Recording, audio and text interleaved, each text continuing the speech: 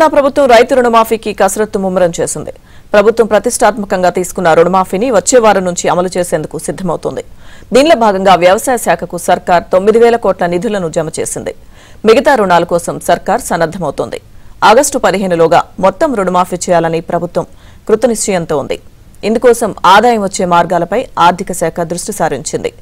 భూములను తాకట్టు పెట్టడం, కొత్త రుణాల కోసం సర్కార్ ప్లాన్ చేస్తుంది.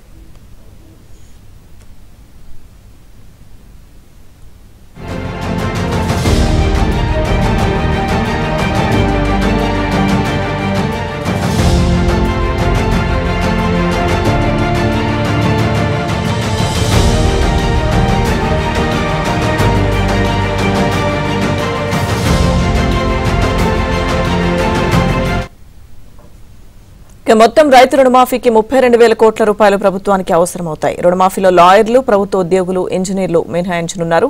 ఇక రుణమాఫీతో పాటు రైతు భరోసాపై ప్రభుత్వం కసరత్తు చేస్తోంది. నేటి నుంచి ఉమ్మడి జిల్లాల వారీగా రైతు భరోసాపై వర్క్షాప్ నిర్వహిస్తోంది. 5 లేదా 10 ఎకరాల వరకు ఇవ్వాలా అన్న దానిపైన క్షేత్రస్థాయిలో అభిప్రాయాలు సేకరించనుంది. మొత్తంగా ఇదే అంశానికి సంబంధించి పూర్తి అప్డేట్స్ మా ప్రతినిధి రాజేష్ మనకి లైవ్ లో అందిస్తారు. Rajesh, good morning Lakshmi Durga. మొత్తానికి రాష్ట్ర వ్యాప్తంగా ఉన్నటువంటి 47 లక్షల మంది రైతాంగానికి ఒకే దఫలో రుణమాఫీ చేసేందుకు కాంగ్రెస్ ప్రభుత్వం సిద్ధమైంది. ఈ ప్రక్రియ అంతా కూడా వచ్చే వారం నుంచి మొదలు పెట్టాలని చెప్పేసి ప్రభుత్వం భావిస్తూ ఉంది. 47 లక్షల మందికి అదనంగా మరో 10 లక్షల మంది, మొత్తంగా 57 లక్షల మంది రైతాంగానికి ఒకే దఫలో గత 4 ఏళ్ల నుంచి రుణమాఫీ లేకుండా ఇబ్బంది పడుతున్నటువంటి ఆయా బ్యాంకులలో డిఫాల్టర్లుగా మిగిలిపోయినటువంటి రైతాంగానికి శుభవార్త చెప్పాలని చెప్పేసి ఇదంతా కూడా ఆగస్టు 15వ తేదీలోగా పూర్తి స్థాయిలో క్షేత్రస్థాయిలో నివేదికనంతా కూడా రెడీ చేసి ఒకే దశలో రుణమాఫీ చేయాలని చెప్పేసి భావించినటువంటి రాష్ట్ర ప్రభుత్వానికి ప్రస్తుతం అంతా కూడా నిధుల సమీకరణ పెద్ద సవాల్గా మారింది.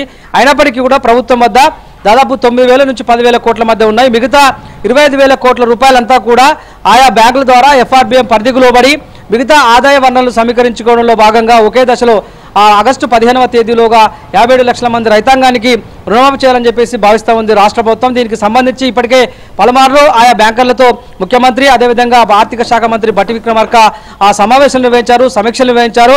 గత 10 ఏళ్ల PRS పార్టీ అధికారంలో ఉన్నటువంటి సందర్భంలో చేసినటువంటి అప్పులకే మిత్తులు చెల్లించినటువంటి పరిస్థితి ఉన్నటువంటి నేపథ్యంలో రాష్ట్ర ప్రభుత్వము ఎన్నికల మేనిఫెస్టోలో పెట్టిన మాదిరిగా రైతాంగానికి శుభార్త ఇవ్వాలని చెప్పేసి కూడా భావిస్తూ ఉంది. దీంతో పాటుగా రైతు భరోసా కార్యక్రమాన్ని కూడా అమలు చేయాలని చెప్పేసి రాష్ట్ర ప్రభుత్వం నిర్ణయించింది.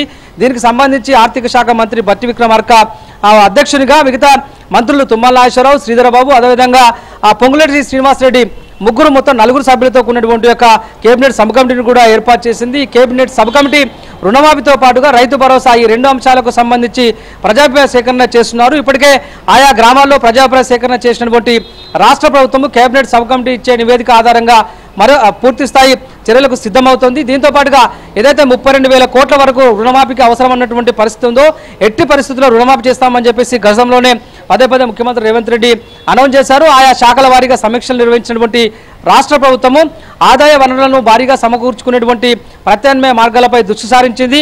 ఇప్పుడు మద్యం పాలసీ, ఇతరత్ర ఎక్సైజ్, స్టాంప్స్ అండ్ రిజిస్ట్రేషన్ వాటిపైన కొద్దిగా ఛార్జీలు పెంచడంతో రాష్ట్ర ప్రభుత్వానికి భారీగా ఆదాయం వచ్చే అవకాశం ఉంది. కాబట్టి ఎన్నికల మేనిఫెస్టోలో పొందుపరిచినట్లుగా రుణమాఫీ ప్రధాన ఎజెండాగా తీసుకున్నటువంటి రాష్ట్ర ప్రభుత్వము చాలా రైతులను ఇప్పటికీ ఆయా బ్యాంకులో డిఫాల్టర్లుగా పరిగణించాయి. కొత్త రుణాలు ఇచ్చేందుకు నిరాకరిస్తున్నాయి. బ్యాంకులకు వెళ్లి రైతులు రుణాలు తెచ్చుకునేటువంటి పరిస్థితి లేదు. కాబట్టి రాష్ట్ర రైతాంగం అంతా కూడా తీవ్రస్థాయి ఇబ్బందులు ఉన్నటువంటి పరిస్థితి నెలకొంది. ఇలాంటి పరిస్థితుల్లో కాంగ్రెస్ ప్రభుత్వం ముందుగా రుణమాఫీ అంశాన్ని ప్రధాన ఎజెండాగా తీసుకొని ముందుకు వెళ్తుంది.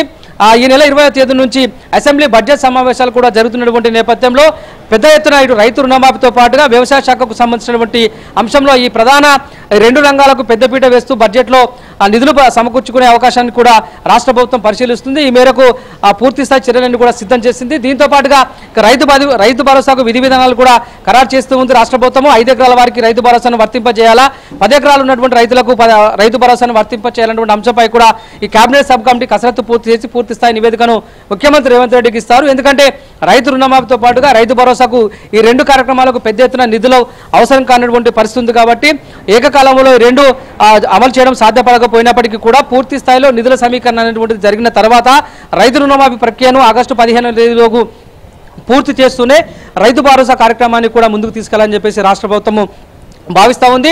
వీటన్నిటితో పాటుగా ఇవాళ మధ్యాహ్నం 12 గంటలకు జాతీయ రహదారులపైన ముఖ్యమంత్రి రేవంత్ రెడ్డి ప్రత్యేక సమీక్ష సమావేశం నిర్వహించారు. ఆర్ఎండ్బి శాఖ అధికారులతో ఈ సమావేశం ఉన్నప్పటికీ కూడా మిగతా శాఖల వారీగా కూడా వివరాలు అడిగి తెలుసుకునే అవకాశం కూడా ఉంటుంది. లక్ష్మీదుర్గ.